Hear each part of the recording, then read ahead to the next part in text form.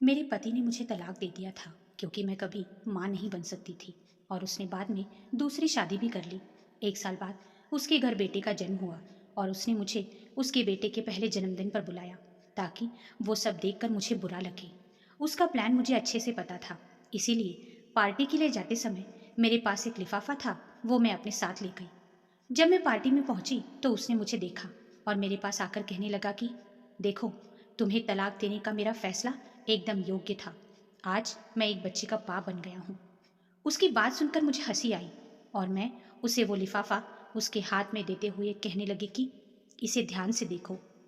जैसे ही उसने वो लिफाफा देखा, उसके तो मानो होश ही उड़ गई हो, मानो आसमान ही गिर गया हो उसके ऊपर। मेरा नाम साक्षी है। आज मेरे नंद के बेटे के जन्मदिन के उपलक्ष्य में घर पर पूजा रखवाई गई थी और मैंने पूजा के लिए आए हुए सामान को हाथ लगा दिया था। बस फिर क्या था, मेरी सास ने वो देख लिया और जोर जोर से मुझ पर चिल्लाने लगी कि तूने उस सामान को हाथ लगाया ही क्यों? तुझे इतनी छोटी सी बात समझ नहीं आती कि प्राची के बेटे के जन्मदिन की पूजा का सामान है और इसे तुझ जैसी बांझ औरत ने हाथ लगाया है तो अपशगुन होता है?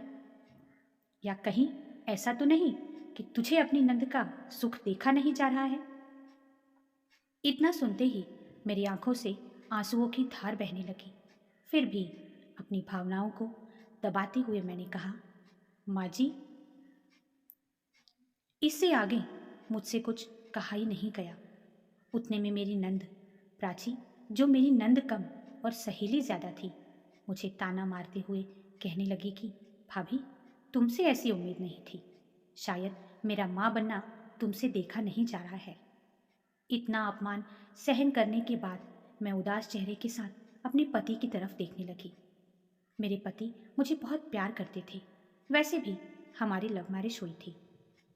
मुझे लगा कि वो मेरी तरफ से कुछ तो कहेंगे, पर वे मुझे उल्टा सुनाने लगे कि तुम तो प्राची को अपनी बहन की तरह मानती हो ना, फिर तुम उसके साथ ऐसा कैसे कर सकती हो? उनका ऐसा तोड़कर बोलना, ये सुनकर तो मैं अंदर से पूरी तरह टूट गई थी, क्योंकि कोई भी स्त्री सास और नंद के ताने सहन कर सकती है, पर अगर उसका अपना पति, जिसे उसने अपना सब कुछ माना हो, जिसके साथ 7 जन्म रहने की कसम खाई हो, अगर वो ऐसा कुछ कहे तो फिर वो स्त्री क्या कर पाएगी? मैं रोते रोते जाकर किचन में काम करने लग गई। बांझ होने के कारण पूजा साहित्य में हाथ तक नहीं लगा सकती, लेकिन एक बहू होने के नाते घर के सभी कामों की जिम्मेदारी मुझ पर ही थी। मैं सोचने लगी कि अगर मैं माँ नहीं बन सकती तो इसमें मेरा क्या दोष है? माँ बनना या ना बन पाना, ये खुद एक औरत के हाथ में थोड़ी ना होता है। मेरी सास एक स्कूल में टीचर थी, मेरी नंद ने लॉ कर रखा था और मेरे पति एक इंजीनियर थे। और मुझे हैरानी इस बात की होती कि इतने पढ़े लिखे लोगों के विचार इतने परंपरावादी हैं कि सिर्फ पूजा के सामान को हाथ लगा दिया तो अपशगुन हो गया। मुझे आज भी याद है कि किस तरह मैं और सुयश पहली बार ऑफिस में मिले थे। मुझे ऑफिस ज्वाइन किए कुछ और दिन हुए थे। एक दिन मैं ऑफिस में प्रेजेंटेशन दे रही थी और बॉस के साथ वहाँ बैठे सभी लोगों ने मेरी प्रेजेंटेशन की काफ़ी तारीफ की। सुयश ने भी। वो मेरी प्रेजेंटेशन से काफ़ी प्रभावित हुआ। एक ही ऑफिस में एक साथ काम करते करते हम दोनों कब एक दूसरे के प्यार में पड़ गए, ये हमें भी पता नहीं चला। घर वालों को जब बताया तो उन्होंने इस रिश्ते के लिए हाँ कह दी और हमारी शादी हो गई। मेरे सास ससुर और नंद का बहुत अच्छा स्वभाव था। इतना अच्छा पति मुझे मिला है, इसीलिए मैं खुद को बहुत भाग्यशाली समझती थी। सुयश ने मुझे पहले ही कह दिया था कि शादी के 2-3 साल तक मुझे बच्चा नहीं चाहिए। पहले लाइफ एंजॉय करेंगे, फिर बच्चों की जिम्मेदारी। और शायद इसीलिए घर वाले भी 2-3 साल तक बच्चे को लेकर कुछ नहीं बोले। लेकिन शादी को 5 साल होते ही घर के लोग ताने मारने लगे। घर के सदस्य और रिश्तेदार मेरे पीठ पीछे मुझे बांझ कहने लगे। मुझे बच्चा नहीं हो रहा था, इसीलिए सुयश भी मुझे पहले कुछ नहीं बोला, पर अब वो भी मुझसे ठीक से बात नहीं करता था। वो मुझसे सिर्फ काम होने तक ही बात करता था। ऐसा लगता ही नहीं था कि हम दोनों पति पत्नी हैं और एक ही घर में रहते हैं। पर मैं अपना दुख बताऊं तो किसे बताऊं और कौन मुझे समझ के लेगा? आज हमारी शादी को 8 साल हो गए थे। मैं सोचने लगी थी कि आज सुयश अपनी चुप्पी तोड़कर मुझे विश ज़रूर करेगा। इसीलिए मैंने उसकी पसंद की क्रॉकरी में नाश्ता दिया, पर उसने शांतता से नाश्ता किया और एक भी शब्द न कहते हुए चुपचाप ऑफिस के लिए निकल गया। सुयश के ऑफिस जाने के बाद मैंने ऑफिस में फ़ोन करके ये बताया कि मेरी तबीयत ठीक नहीं है। ऐसा कहकर छुट्टी ले ली ताकि सुयश को अच्छा सा सरप्राइज़ दे सकूं। सुयश ने मुझसे एक बार भी नहीं पूछा कि तुमने छुट्टी क्यों ली, क्या तुम्हारी तबीयत ठीक नहीं। मैंने रात के खाने में पालक पनीर, कोफ्ते की सब्जी और भी बहुत कुछ बनाया।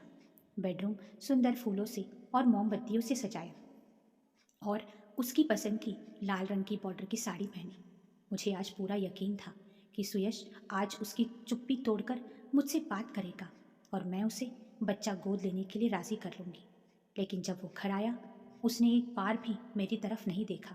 मुझे लगा कि शायद बेडरूम में जाकर विश करेगा, पर सब कुछ उल्टा ही हो गया। विश करना तो दूर, उसने मेरी तरफ देखा तक नहीं। थोड़ी देर बाद मुझसे ही नहीं रहा गया और मैं ही उससे बोली कि सुयश, आज अपनी शादी की सालगिरह है, वो भी भूल गई तुम। ये सुनते ही वो कहने लगा, अरे नहीं नहीं, ये दिन तो भूलना भी चाहूँ तो भी मैं भूल नहीं सकता, क्योंकि आज ही के दिन तो एक बांझ औरत मेरे गले पड़ गई थी। उसके ऐसे शब्द सुनकर मानो मेरी आंखों के सामने अंधेरा छा गया हो। मैं अपने आंसुओं को रोकते हुए कहने लगी कि क्या हम बच्चा गोद नहीं ले सकते? तुमसे मैंने कितनी बार कहा है और इस पर अपनी कितनी बार बहस भी हो चुकी है कि मैं दूसरे का बच्चा, दूसरे का खून गोद नहीं ले सकता।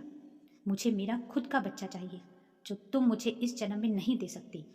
और हाँ, आज अपनी शादी की सालगिरह है तो मैं तुम्हारे लिए एक अलग ही गिफ्ट लेकर आया हूँ।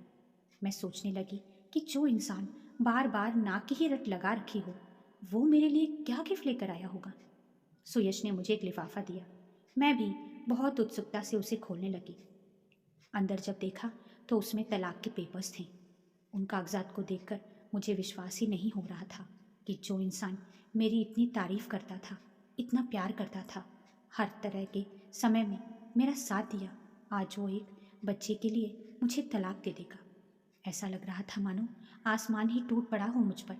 लग रहा था जोर जोर से रोऊं, पर फिर भी अपने आप को संभालते हुए तुरंत ही तलाक के पेपर्स पर साइन कर दिए, क्योंकि जब उसके मन में मेरे लिए प्यार ही नहीं तो ऐसे इंसान के साथ रहने में क्या फ़ायदा। दूसरे दिन मैंने वो घर छोड़ दिया और सुयश यही चाहता था। कुछ दिनों बाद मैंने बहुत कोशिश करके अपना ट्रांसफ़र दूसरी ब्रांच में करवा लिया, क्योंकि उसके साथ काम करना मतलब पुरानी यादों को ताज़ा करने जैसा था। 1 महीने बाद ही उसकी दूसरी शादी हो गई और 1 साल बाद पता चला कि उसे बेटा हुआ है। बेटा होने की खुशी में उसने पार्टी रखी थी और उस पार्टी में मुझे भी बुलाया था ताकि वो मेरा अपमान कर सके। मैं भी उस पार्टी में गई। मुझे देखते ही वो मेरे पास आया और कहने लगा कि देखा, तुम्हें तलाक देने का फैसला मेरा कितना सही था, मैं बाप बन गया हूँ। मैंने भी बहुत ही नम्रता से उसे पिता बनने की बधाई दी। बाद में मैंने अपने साथ एक जो लिफाफा लाया था उसे देते हुए कहा कि मेरी तरफ से एक सरप्राइज़ गिफ्ट है। सरप्राइज़ गिफ्ट का नाम सुनकर वो थोड़ा हैरान हो गया, क्योंकि शादी की सालगिरह के दिन उसने भी मुझे एक सरप्राइज़ गिफ्ट दिया था, तलाक के पेपर्स। अब ये मुझे कौन सा गिफ्ट दे रही है, ये सोचते हुए उसने वो लिफाफा खोला और सामने जो देखा उसे देखकर उसके पैरों तले ज़मीन खिसक गई। दिसंबर की कड़कड़ाती हुई ठंड में वो पूरा पसीने से भीग गया था, क्योंकि उस लिफाफे के अंदर उसकी मेडिकल रिपोर्ट थी और उसमें साफ साफ लिखा था कि वो कभी बाप नहीं बन सकता।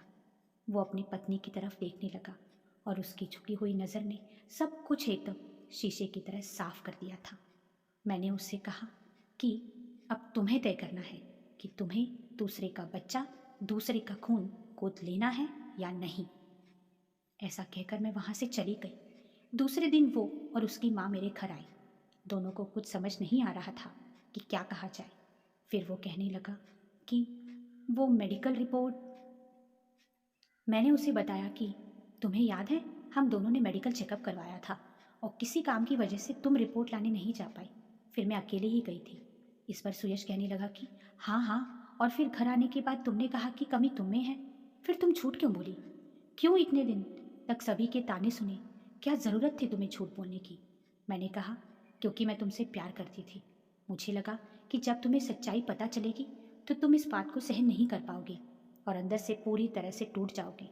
मैं तुम्हें ऐसी हालत में नहीं देख सकती थी। मेरा क्या था, मेरी तो आदत थी ताने सुनने की, पर तुम इस बात को लेकर मुझे सभी के ताने सुनने की आदत हो गई थी। पर जब तुम मुझे सुनाने लगे फिर वो मुझे सहन नहीं हुआ। सुयश कहने लगा कि तो मैंने जब तुम्हें तलाक के पेपर्स लाके दिए तब क्यों सच नहीं बताया? सुयश, गलती मेरी है जो मैंने तुमसे इतना प्यार किया, इतना विश्वास किया कि चाहे कुछ भी हो जाए तुम मुझे अकेला नहीं छोड़ सकते। जब तुम्हारा प्यार ही खत्म हो गया था तो साथ रहकर भी क्या होता? मेरी सास मुझसे कहने लगी कि हमसे गलती हो गई बहू, हो सके तो हमें माफ़ कर दो और सब कुछ भुलाकर हमारे साथ अपने घर चलो। तब मैंने उनसे कहा, बात माफ़ करने या ना करने की नहीं है, बात स्वाभिमान की है और अब मैं उस घर में पैर नहीं रख सकती। सुयश, अगले महीने मेरी शादी है और मैंने तुम्हें वो सरप्राइज़ गिफ्ट दिया क्योंकि मुझे देखना था कि ये सब जानकर तुम दूसरे का बच्चा, दूसरे का खून गोद लेते हो या नहीं, क्योंकि जब मैंने कहा था तब तुमने साफ मना कर दिया था। और इससे एक बात पता चलती है कि पुरुष हमेशा ही खुद के कर्तव्य बड़े होने का दिखावा करते हैं और भोली भाली औरत को हमेशा नीचा दिखाने की कोशिश करते हैं। पर कमी एक पुरुष में भी हो सकती थी, ये भूल जाते हैं और आगे जाकर ऐसे ही व्यक्ति फंस जाते हैं और जब तक सच्चाई का पता चलता है तब तक बहुत देर हो चुकी होती है। जो पुरुष अहंकार के कारण एक स्त्री पर अत्याचार करता है उसके पीछे भगवान होता है, ये भूलना नहीं चाहिए। साथियों, जीवन जीते हुए कभी किसी के साथ अन्याय नहीं करना चाहिए और अगर खुद पर अन्याय होता है तो उसी भी सहन मत करिए। दोस्तों, उम्मीद है आपको ये कहानी पसंद आई होगी।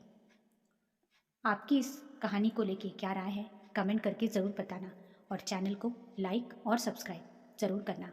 धन्यवाद।